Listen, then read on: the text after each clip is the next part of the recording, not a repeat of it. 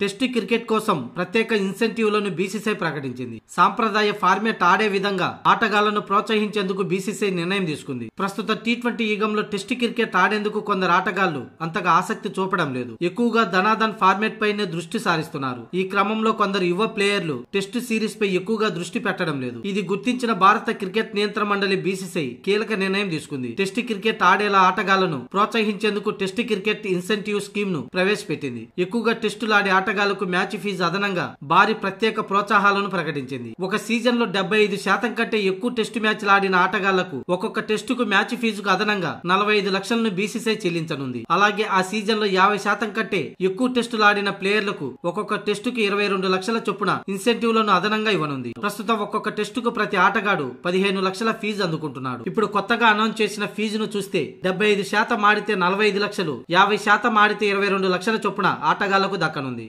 మొత్తంగా ఒక ఏడాది పాటు 75% మ్యాచ్లు ఆడితే ఇంచుమించు అందాజుగా 20 మ్యాచ్లు ఆడిందంటే చాలు ఆటగాళ్లు 10 నుంచి 12 కోట్లు అందుకునే అవకాశం ఉంది. దీన్ని బట్టి ఐపీఎల్ తో సమానమైన ఫీజును అందుకునే అవకాశం ఉంది ఆటగాళ్లకు. ఈ క్రమంలోనే టెస్టు ఆడడంపై యువ ఆటగాళ్లు దృష్టి సారిస్తారనే ఉద్దేశంతో బీసీసీఐ ఇలా చేసింది.